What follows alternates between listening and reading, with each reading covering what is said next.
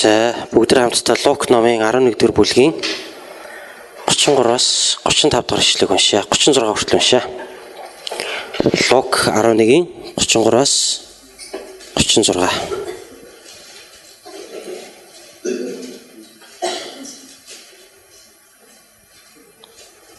Лук 11-ийн 33-аас 36. 1173 дор хуудсан дээр байна. Хинч дэнлүү асаагаад далд газар юм уу эсвэл савны дор тавьдаггүй. Харин орж ирэхсэд гэрэл харуулахын тулд дэнлүүний суурин дээр тавьдаг. Нүд чинь биеийнхээ дэнлүү юм. Тиймээс нүд чинь саруул аваас бүтэн бие чинь гэрэлтэй байна. Харин ёрын муу аваас бие чинь мөн харанхуй байна. Иймд өөрийгөө хар. Чиний доторх гэрэл нь харанхуй биш үз. Бие чинь бүхэлдээ гэрлэр дүүрэн агаад өчүүхэн төдийч харанхуйгүй бол дэнлүү чамайг цацрагаараа гэрэлтүүлдэг шиг энэ нь бүхэлдээ гэрлэр дүүрэн байна гэвэ. Амен. 10 жилд намайг ном унших жоохон ч гэсэн дуртай болгосон нэг ном бол 1886 онд хэвлэгдсэн Английн зохиолч Хенри Райдер Хаггард гэж хүний бичсэн Соломон хааны Эрдэнэсийн орд гэдэг ном байсан. Тэгээ Хенри Райдер Хаггард болохоор Өмнөд Африкийн одоо бидний ярьдаг Өмнөд Африкийн бүгд найрамдах улсад ажиллаж амьдарч исэн. Тэр үед бол Английн колон байсан юм улс байгаа. Тэгээд одоо Өмнөд Африкт ажиллаж амьдарч исэн одоо юу гэдгийг колоны мэрэгжилтэн ийм хүн байсан маа.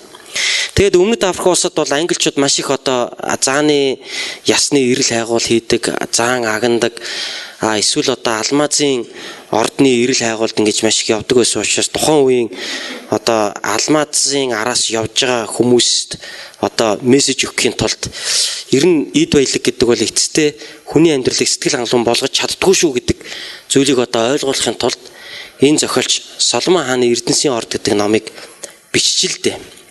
Тэгээ энэ ном нь бол яг хуу социализмын үед 80-ад оны үед бол Монголд одоо хэвлэгдээд худалдаанд гардаг байснаас миний хувьд одоо энэ номыг бол уншиж тэгээ энэ номноос бол их олон зүйлийг бол бас мэдж авч ирсэн. Ном унших нэлээд дуртай болж уран зохиол нэлээд сонирхдаг болгосон номнуудын маань нэг багам л да. Тэгээ энэ номон дээр нэг сонирхолтой үйл явдал гарч байгаагийн нэгэн хэсгийг би та бүхэнд одоо өнөөдөр нэг жоохон товчхон хуваалцъя гэж бас бодож байна. Энэ номонд бол 3 хүн гардаг. За тэр 3 хүн болохоор алмазны одоо эрэлт бол явж байгаа. За нэг нь бол одоо дүүн нэлээд хэдэн жилийн өмнө алмазын эрэлт яваад сургаггүй алгуулсан. Тэгээд дүүгээ одоо ингээ хайхын хажуугаар бас нэг алмаз олчвол бас олчихъя гэсэн бодолтой нэг юм 3 хүн одоо Английн 3 одоо аялагч одоо Африкийн нутгийн гүнд одоо алмазын эрэлт ингээд явж байхдаа зэрлэг омгийнхонтой тааралдаад нөгөөдүүлдээ алуулах дээрээ тулаад за тэгээд нөгөө одоо юу гэдгийг уран янз бүрийн аргаар одоо нөгөө үхлийн одоо аюулаас мултран гарч байгаа юм сонирхолтой түүх энэ номон дээр одоо өрнөж байгаа. За тэгээ эцэстээ нөгөө одоо отог омгийнхан нөгөө Африкийн омгийнхан болохоор одоо энэ хүмүүсийг бол сайн хүмүүс байна гэж таньж мэдээд эргээд нөгөө омгийнхантай бол одоо энэ 3 хүн сайн найзууд болоод ингээд бол одоо үйл явдал бол их гоёор дуусч байгаа юм л да. Тэгээ төгсгөлд нь одоо тэр нутагт байдаг одоо алмазын ордыг одоо нутгийн одоо индианчуудаас асууж мэдээд одоо газарчдыг дагуулад одоо тэр алмазын ордод бол номныхоо төгсгөлд очиж байгаа юм л да тэд нар. Тэгээ тэр алмазыг болохоор домогт одоо юу гэж өгүүлдэг вэ? Соломон хааны Эрдэнэсийн орд гэж нэрлэдэг. Тэгэхээр Библиэс бол бид нар Соломон хаан маш баян хаан байсныг бол мэднэ те. За тийм учраас одоо Соломон хааны алмаз эрдэнийх нь орд одоо Африкт байжээ гэдэг л яг зохиол байхгүй юу. Тэрэн дээр ингээ яг санаач ингээ яагаад гарцсан. За тэгээд нөгөөдөл чинь ингээд нутгийн замчнаар одоо замчлуулж явсаар хагаад бүр уурхайн гүнд ороод уулын бүр доошоо агууд ороод тэгээд тэр агууд нь болохоор тухайн омгийнхан үеийнхэн хаадыг ингэж бунгалж оршуулдаг ийм одоо агуу байж таараа. Тэгээ нөгөөх рүү нь ороод цаашаа нууц хаалгаар ингээд нэвтэрч ороод нөгөө яг алмазных нь ийм орд байгаа тийм алмазных нь одоо тэр юу одоо уурхаар ингэж явж орж байгаа юм л та. Тэгсэн чинь нөгөө нэг тэдрийг замчилж явсан нутгийн одоо хөшин эмгэн болохоор тийм хорон санаатай эмгэн байж таарад тэдрийг нөгөө нэг алмазаа хараад алмарж явах хооронд нь гяс буцаж гүйж гараад гаднаас нөгөө нэг хаалгын нөгөө онсон хаалгыг ингээд хаачж байгаа юм л. За тэгсэн чинь нөгөө үүдэнд нь зогсож исэн эмэгтэй нөгөө эмгэнтэй чинь ингээд зууралдаад нөгөө эмгэн чинь өөрөө нөгөө хаагдж байгаа том чулуун одоо юундаа ингэж даруулж өгч байгаа юм л та. За ингээд нөгөө нэг түгжигдсэн одоо алмас эрдний ордон дотор нөгөө гурван одоо аялагч маань одоо наашаачгүй цаашаачгүй дээшээ тэнгэр бол доошоо газар хатаа хажуу дээшээ одоо ингээд ханан одоо юм чулуун уулын мухарт уулын гүнд ингээд түгжигдэж байгаа тухай номныхоо төгсгөлд ийм болж байгаа. За ингээд агуугаас гарч байгаа ямар ч байсан. За гарахтаа тэр эцсийн мөчд бол ерөөсөө тэднэрт одоо нөгөө тосон дэнж бөхөө дуусж байгаа юм. За тэгээд эцсийн мөчд нэг цөөхөн хідэн чүдэнзээ ингэж зурж одоо замаа гэрэлтүүлж арай гэж нэг одоо ингэж тэмтэрч явсаргаад нэг юм гардаг нууц хаалга болоод тэрийг гуруулаа нийлж ингэж онгоолгоод тэгээ нөгөө ингээ гарцаараа гараад уулын одоо гүнд ингээ хийцэн сүлжилтсэн түмэн юм хонглоод дотор яваад тэгээ бүр нэг шаардлагатай үедэл чүдэнзээ зорж гэрэл гаргаал тэгээ чүдэнс ингээл нэг нэгээрээ дуусаад байгаа хамгийн гол нь тэгээ тэрийг бол үнэхээр нүдэнд харагдтал одоо зохиолд өгүүлж байгаа юм л да. Тэгэл явж байгаа л мухардангуудаа за одоо хитэн чүдэнс үлдсэн бэ дахиад нэгийг зураатгаач гээл тэгэл зураал нөгөөдөл чи нэг баримжаа аваад тэгэл цаашаа явдаг. Ингэж явсараад эцэстээ нөгөө чүдэнс ч дуусж байгаа ямар ч гэрэл гээгээгүй болж байгаа. За ингээд 2-3 хоног тэр уулын одоо агуу дотор төөрж явсны эцэст тэд нар яаж юм гэхээр бүр нэг зүүнний сүхчийн төдий нэг юм жижигхэн одоо юм нэг юм цэгэн гэрэл байгааг олж харж байгаа юм л та. За тэгээ ингээ нөгөө гэрлэр чинь нөгөөдөл чинь ингээ баримжаалал ерөөсө гэрэл руугаа л ерөөсө хараагаа ерөөсө алдахгүйгээр л төвлөрүүлж ингээ явсараагаа л одоо тэр агуугаас гарч байгаа. Тэгээд болохоор тэр гэрэл рүү ингээд ойр дох тусам агуун ингээд дээрээсээ доошоо намсаал хоёр хажуунаасаа нарийнхан болоо сүүлдээ нөгөө агуугаараа ингээд бүхийж яваа сүүлдээ мөлхөж яваад сүүлдээ бүр нэг хүн багтахтай гүйтээ зайгаар ингээд арай гэж мөлхөж ингээд шургаж гараад тэгээ нөгөөх нь цөөр чоны үүрлөө ороо тэгээ цөөр чоны үүрээсээ ингээд дамжиж цаашаа гарч байгаа ийм үйл явдал гарч байгаа юм л та. Тэгэхээр тэр өчүүхэн төдий гэрлийг олж харснараа тэд нар гарах гарцаа одоо олж тийм ээ тэд нар одоо амь амьдралтайгаа арай гэж нэг золгож байгаа байхгүй. Тэр их олон алмас эрдэнэ тэднэрт байлаагаа тэр нь тэдний амьдралыг үндэ аварч чадаагүй. Харин тэр зүүнний сүгчийн тэдний гэрлийг дагснараа л тэд нар жинхэнэ амь амьдралд хүрсэн. Тэрэнд хүрэхийн тулд тэд нар нөгөө чүдэнзээрээ нэг гэрэл гаргаж тэр гэрлийн тусламжтайгаар л эцэст одоо тэр үхлийн хонглоос тэд нар аврагдаж чадж байгаа юм л та. Тэгээ өнөөдөр ч гэсэн хүмүүс хэдийгээр агууд төөрөөгүй ч гэсэн амьдралын манан бодон донд гим нүглийн одоо янз бүрийн хонгил дотроо харанхуй байдал дотроо төөрцсөн төөрөгсөд өнөөдөр олон явж идэг. Тэднэрт жинхэнэ амьдралын гэрэл гээгээ хэрэгтэй байдаг. Тэднэрт амьдралынх нь яг жинхэнэ зөв замыг заах тэр гэрэл гээгээ тэднэрт үнэхээр хэрэгтэй байдаг. Тийм ч учраас Библиэд бидний эзэн бурхныг гэрэл хэмээн тунхагласан байдаг. Ялангуяа бид нар хуучин гэрээний дуулал номын 80 дугаар бүлэг дээрээс үзэх юм бол 80 дугаар бүлгийн 1-р ишлэл, 3-р ишлэл, 7-р ишлэл, 19-р ишлэл гэсэн 4 ишлэл дээр эзэн бурхныг гэрлээ гэрэлтүүлээч хэмээн залбирсан байдаг. Өөрийн ард түмэн дээрээ гэрлээ тусгаач хэмээн залбирэн гуйсан байдаг. Ингээд харах юм бол хуучин гэрээний юдичүүдийн хувьд бол бурхан бол бидний амьдралын гэрэл гээгээ гэдэг итгэл үнэмшилт тэдэнд байж. Зөвхөн эзэн бурхныг эцэг бурхныг гэрэл гээгээ гэж дуудаа зогсохгүй шинэ гэрээн дээр бидний эзэн Есүс Христийг мөн жинхэнэ амь амьдралын гэрэл гээгээ хэмээн бас тунхагласан байдаг. Бид нар сайн мэднэ Иохан номын 1-р бүлэг дээрээс үзэх юм бол гэрэл байжээ гэрэл харанхуй гийгүүлсэн боловч харанхуй түүнийг дийлсэнгүй гэж. Тэрхүү гэрлийн тухай тунхаглахаар ирсэн нэгэн бол Иохан Баптист байлаа гэж. Гэх мэтчлэн Есүс Христийг гэрэл хэмээн одоо номлосон байдаг. Иохан номынхоо мөн 8 дугаар ишлэлийн 12 дугаар ишлэл дээрээс харах юм бол би бол энэ ертөнцийн гэрэл гэж. Намайг дагдаг хүний амьдрал гэрэлтэй байх болно гэж ингэж хэлсэн байдаг. Тэгэхээр бидний бурхан бол гэрэл, түүний илгээсэн аврагч Есүс Христ бол гэрэл. Мөн түүнд итгэдэг хүмүүсийн амьдрал ч гэсэн гэрлэр дүүрэн байж энэ хорвоо дээр биднийг бас гэрэлтэн амьдрах талаар заасан байдгийг өнөөдөр бид нар сайн уншиж байна. Энд юу вэ гэвэл та нарын бие бол дэнлүү юм аа, гэрэл юм аа гэдгийг хэлсэн байна. Ямар ч хүн дэнлүү асаагаа түүнийг савны дор тавьдаггүй. Ямар ч хүн гэрэл гаргачгаа түүнийг орон доогоор оруулаад тавьчихдаггүй. Харин бусдад гэрэл гээгээ үзүүлэхийн тулд өндөр газар дээр өөрөөр хэлбэл ширээн дээр гаргаж тавьдаг. Яг л үүнтэй адилхан та нар бол гэрэл юм а гэж хэлсэн. Тэгэхээр та нарын бие чинь гэрэлтүүлж идэг гол дэнлүү нь та нарын нүд юм шүү гэд энэ хэсэг дээр хэлсэн маа. Тэгээд цааш нь үргэлжлүүлээд хэрвээ нүд чинь сарвал байвал бие чинь гэрлэр дүүрэн байна. Харин нүд чинь сарвал биш бозар байх юм бол бие махбод чинь бозар харанхуугаар дүүрэн байх болно гэж хэлсэн байна. Хэрвээ бидний итгэдэг эцэг бурхан маань гэрэл юм бол, бидний итгэдэг бидний аврагч эзэн Есүс Христ гэрэл юм бол, өнөөдөр бидний амьдрал ч гэсэн тэдний гэрлэр, түүний гэрлэр бас дүүрэн байх ёстой. Инхийн тулд та бид хоёрын нүд хэр саруул байхаас энийг шалтгаална гэж. Гэрэл гэгээ бидний амьдралд маш их чухал үүрэгтэй. Бид энэ хорвоо дээр хүмүүст бурханы гэрлийг, аврагч эзэн Есүс Христийн амийн гэрлийг бид өөрсдийнхөө амьдралаар харуулахын тулд бидний нүд юун дээр тусч байна вэ гэдгээс, бидний нүд хэр саруул байна вэ гэдгээс биднээс тэдний гэрэл, тэнхүү гэрэлтэх болно. Гэр бүлтэйгээ сая баг 3-7 хоногийн өмнө нэлээдгүй хугацаанд аялж байгаад ирсэн миний хувьд. Тэгээд онгоцон суугаад олон улсын нислэгээр ингээд явах үед суудлын олгоны урд юм дэлгэц байгаа тий. Тэгээд дэлгэцэн дээр хүмүүс ингээд аяллаа туршид хүссэн киногоо хүссэн одоо компьютерийн тоглоомоо ч юм уу тоглоод ингээд аяллаа туршид өөрийгөө зугаацуулаад явах боломжтой. Тэгээд кино болгон одоо ингээд эхлэх үедээ одоо солонгосын одоо агарын тээврээс сануулж байгаа нэг сануулга тэр дэлгэцэн дээр гарч ирж байгаа. Юу гэвэл 15 хүрээгүй хүүхэд хэрвээ энэ дэлгэцээр кино үзэж байгаа бол хажууд нь сууж яваа эцэг их та үүнийг маш сайн анхаараарай гэж хэлж ирсэн. Яг хүүхэд юу үзэж байгаагаас л ер нь тэр хүүхдийн амьдралдаа юу сурах нь ихээхэн шалтгаалж яадаг. Тэгэхээр маш практик зүйлийг бидэнд зааж байгаа юм л да. Хүний нүд, хүний харц юун дээр байгаагаас тэр хүний зүрх сэтгэл яг тэр зүйлээрээ дүүрж идэг. Бидний нүд үнэхээр одоо муу бохир байх юм бол бидний зүрх сэтгэл, хүсэл, санаа бодол маань яг тийм байдаг. Тэгээд дараа нь түүнийг үйлддэг. Харин бидний нүд зөв зүйл дээрээ байж, нүд маань саруул байх юм бол бидний бич эзний гэрлэр дүүрэн байж, биднээс гэрлийн үйлдэлүүд бас бидний амьдралаас төрөн гарах болно.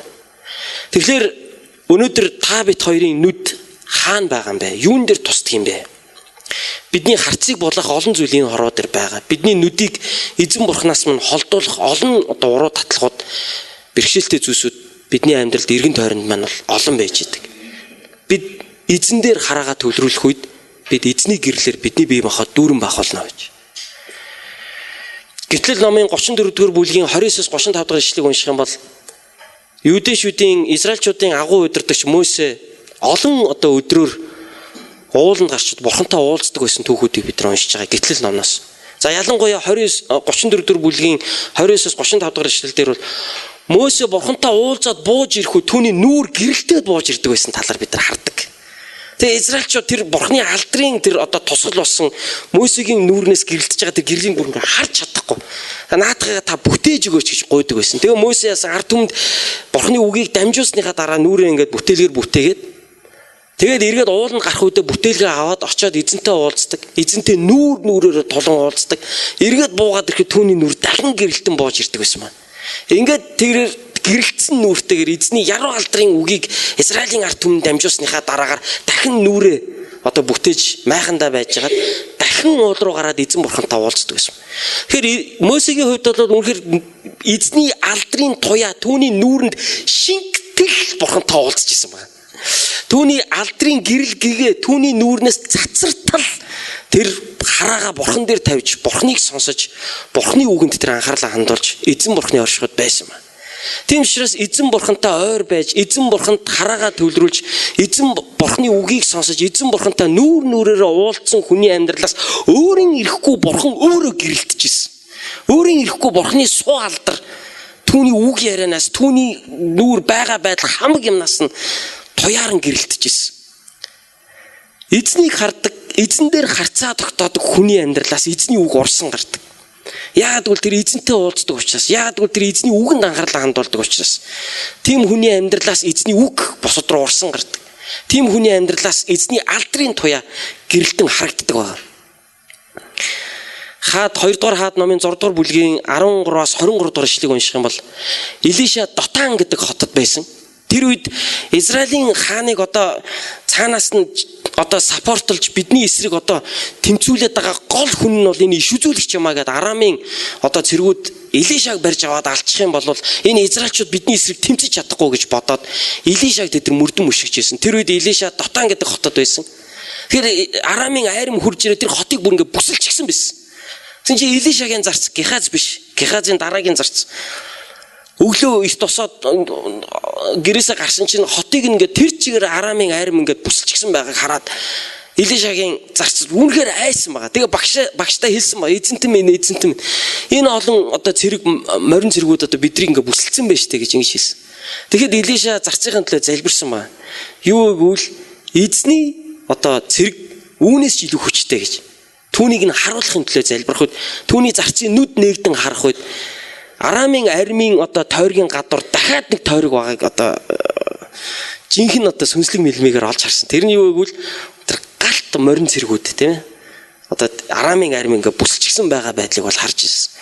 Тэгэхээр Илишагийн зарц бол үнэхээр байгаа нөхцөл байдал дээр харцаа төвлөрүүлж харж тэрнээсээ болж айж имэж байсан бол харин Илишагийн нүд бол жинхэнэ харах ёстойгоо харж төвлөрөх ёстой зүйл дээрээ төвлөрч ямар ч нөхцөл байдлын донд тэрээр амар тайван тэрээр итгэл найдвартай хүч чадалтай бол байж чадсан ба. Эзнийг хардаг зөв зүйл дээр харцаа төвлөрүүлж чаддаг хүний амьдрал ямар ч бэрхшээл зовлонгийн донд тийм хүн амар тайван байж чаддаг. Тэгээ Илиша үргэлжлүүлээд юу гэж залбирсан бэ гэхээр энэ бидний бүсэлсэн байгаа цэргүүдийг та сохор болгож өгөөч гэж Бурханаас залбирсан. Тэгсэн чинь Бурхан тэр бүсэлсэн байгаа Арамын айрмынхны бүгднгийнх нь нүдийг нь хэсэг хугацаанд сохор болгосон. Ингээд Арамын айрмынхан харж чадахгүй хаашаа явахаа мэдэхгүй байхад нь Илиша өөрөө тэд нар дээр очиод та нар буруу газар бүсэлж чинь та нарын жинхэнэ очих ёстой газар чинь би та нарыг замчлаагээд Самар хот руу тэднийг дагуулж аваачаад Израилийн армийн бүсэлтэнд өөрсдийг нь оруулцдаг. Тэгээ энэний дараа нөгөө арамчуудын нүд нээгдэд харсан чинь өөрсдөө Израильчуудын бүсэлтэнд орчихсон ингэ байждаг. За энэ үед яасан гэхээр Израилийн хаан эдрийг бүгдээр ингэ алъя гэж. Тэгсэн чинь одоо Илиша юу гэж хэлсэн бэ гэхээр бити ал харин ч ундалж хооллоод эдрийг буцаа гэж хэлсэн ба. Тэгээ өөрсдийг нь одоо алж чадах гад ирсэн хүмүүст унд хоол өгөөд буцаана гэж юу гэсэн үг вэ? Ингээд унд хоол өгөөд буцаасны дараа хэсэг хугацаанд бол арамчууд дахин Израиль руу довтлоогүй гэж гарч байгаа. Тэгэхээр үнэхээр харах ёстой зүйлээ хардаг хүний амьдралаас итгэл найдар урам зориг бэрхшээл зовлонгийн дундх амар тайван байдал түүгэрч барахгүй өстөнд дайснаа хайрлах чадварч тийм хүмүүсийн дотроос гарч идэг гэдгийг бид нар мэдж байна. Бидний эзэн Есүс Христийг усан дээгүүр алхах үед түүний дагалдагч Петр та намайг ч гэсэн бас усан дээгүүр алхуулаач гэж гуйдаг. Энэ талаар бид нар Матай 14 дэх бүлэг дээрээс харж болдог. 28-аас 31 дэх ишлэлдэр энэ талаар маш тодорхой дурдсан.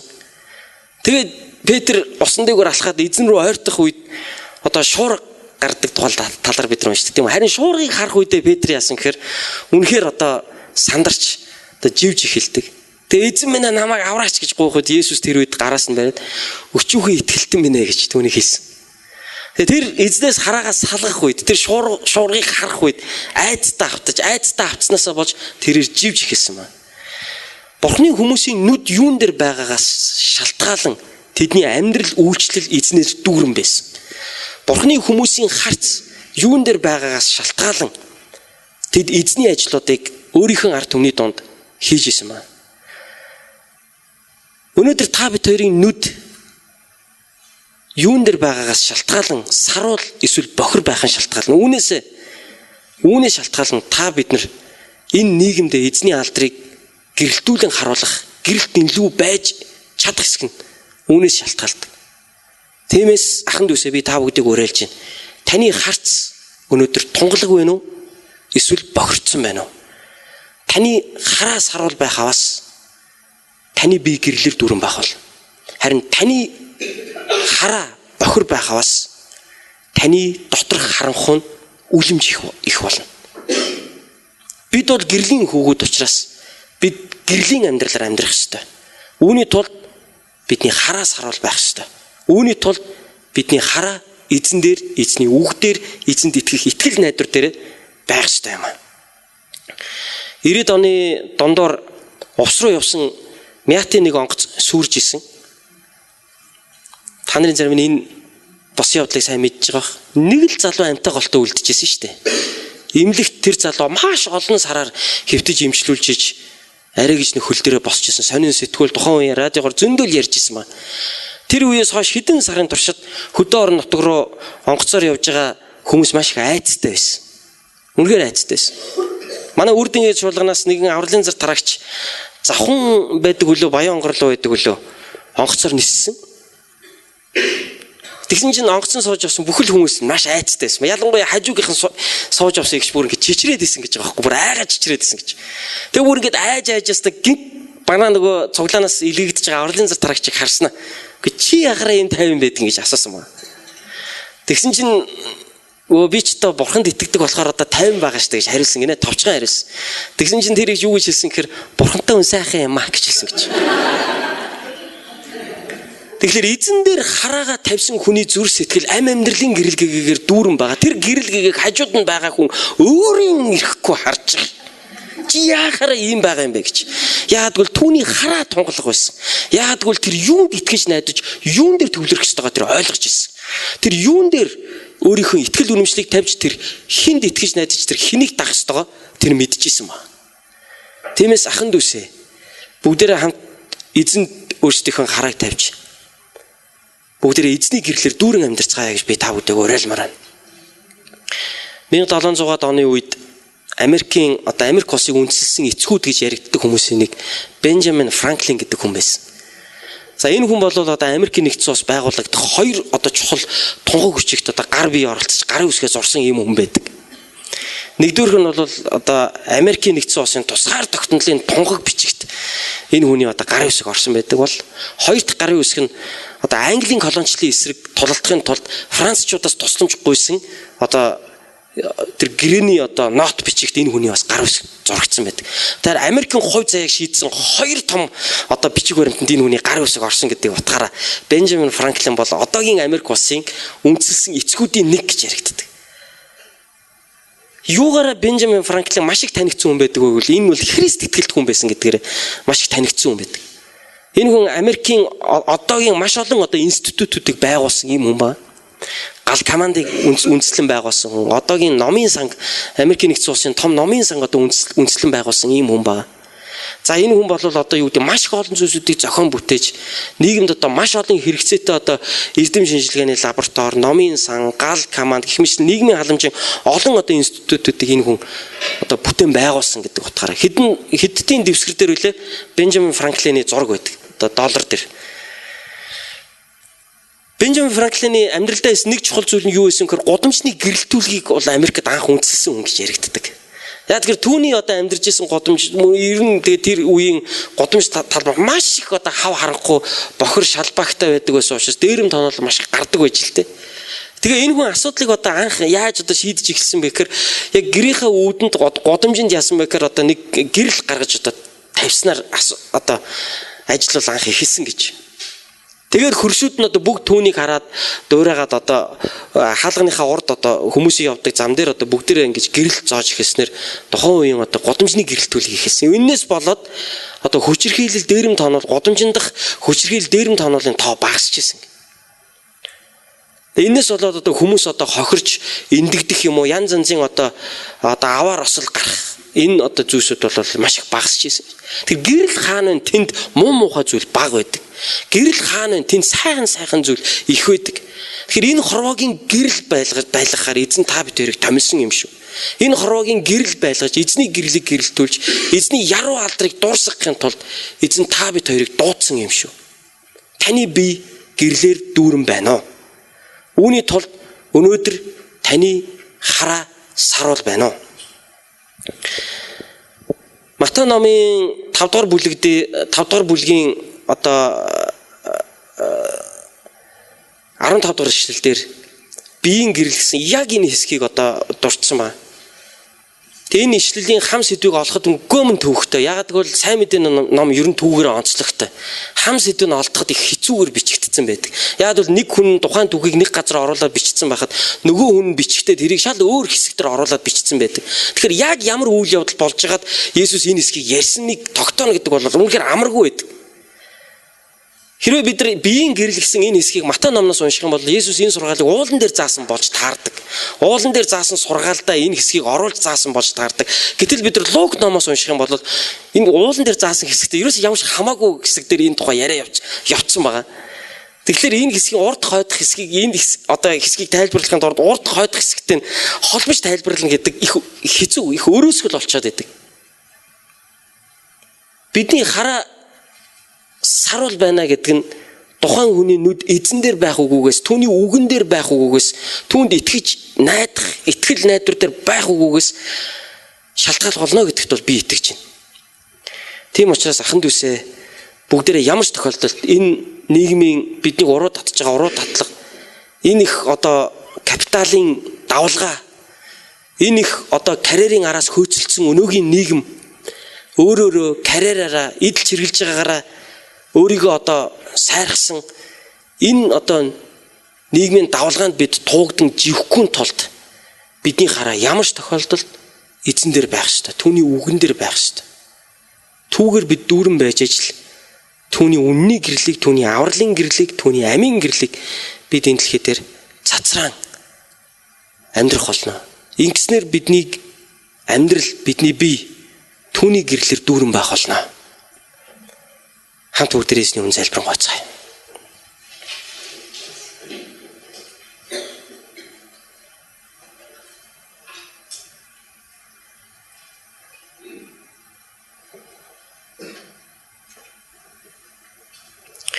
Ерөөсөө эцэг минь танд баярлалаа. Их эзэн минь харанхуй хорвоо гэрэлтүүлэхээр та өөрийн хүү Есүс Христийг илгээсэнд баярлалаа. Эзэн Есүс та энэ дэлхий дээр гэрэл гэгээ болон ирсэнд баярлалаа. Харанхуй дотор тэнэж, төөрч, бүдчин явсан бидний амьдралд өөрийн амийн гэрлийг тусгаж, тэрхүү гэрлийг тээгчэд байхаар биднийг сонгож, томилж, тусалсанд баярлалаа эзэн минь. Их эзэн минь таны гэрлээр, таны яруу алдраар, таны үнэн ба зүвт байдлаар бидний амьдрал дүүрэн байж таны гэрлийг бид түгээгчд байхад бидэнд туслаарай гэж гуйж байна. Үүний тулд бид өдөр бүр тань дээр хараага төлрүүлэн амьдрахад бидэнд та туслаач хэмээн залбирan гуйж байна. Эзэн минь энэ хорвоо нүдэнд харагдаж байгаа дээр тулгуурлаж амьдрдаг бол харин бид нүдэнд харагдаж байгаад биш, харин бид таны үгэнд тулгуурлаж, таны үнэнд тулгуурлаж, таны хайранд тулгуурлаж, таны ивэлд итгэн найдан бид ураг шахахыг хүсэж байна эзэн. Эзэн минь танд баярлалаа. Та бидний амьдралд алдаршаач. Есүс Христийн нэрээр залбирanгуйлаа. Амен.